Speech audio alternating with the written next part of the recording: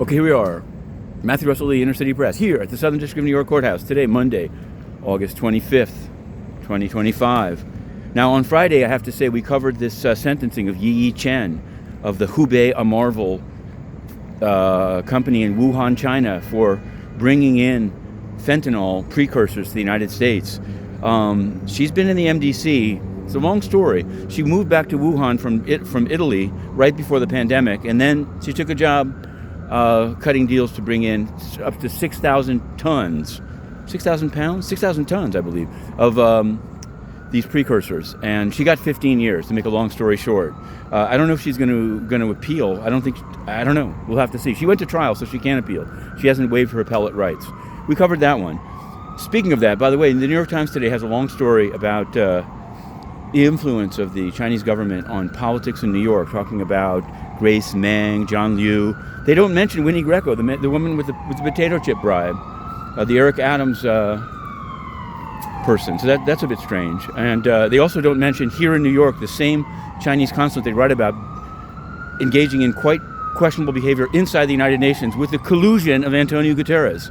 Inner City Press has reported on that and remains banned. We're now requesting it's a litmus test all around. Now, in various cases today, there's going to be a hearing for a lawyer that sued the NFL in the case of Flores versus NFL. Turns out he wasn't admitted into the SDNY.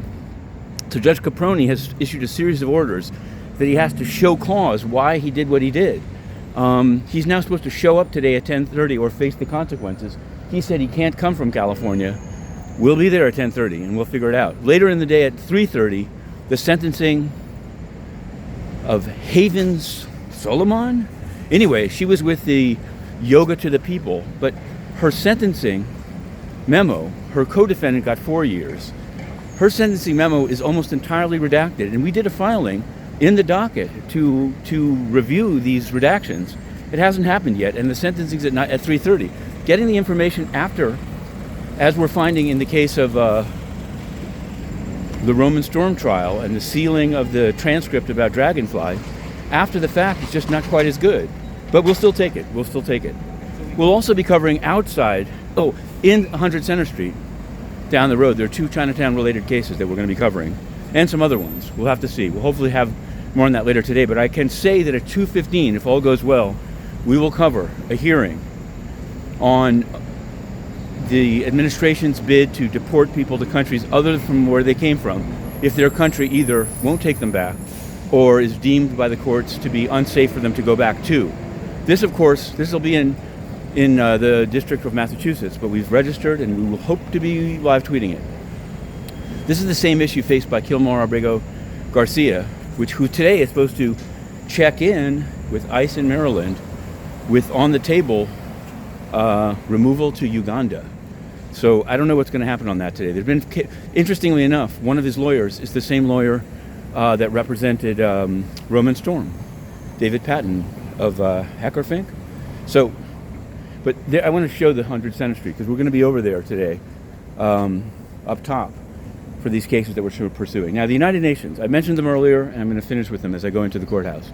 The United Nations, we have one lone photographer out front. I don't know what he's here for. We'll have to see. Right in front of SDNY. We've applied to cover the General Assembly starting next month, either September 21st or 22nd. The deadline for applications by the global media is August 29th, but we applied on June 19th. We have no answer at all. Now, Inner City Press writes more stories about the UN than the vast majority of people that will be covering the General Assembly. And in fact, the vast majority of people that are resident correspondents there now. Because we get stories all the time. We have a story about UNOPS today. We had a story about UNESCO on Saturday. We have stories on South Sudan, including like who's getting selected as the SRSG never being there. So it's pretty shocking. And we've now reached out. We'll have more on this. It's a litmus test. Inner City Press, we're going in. To be continued.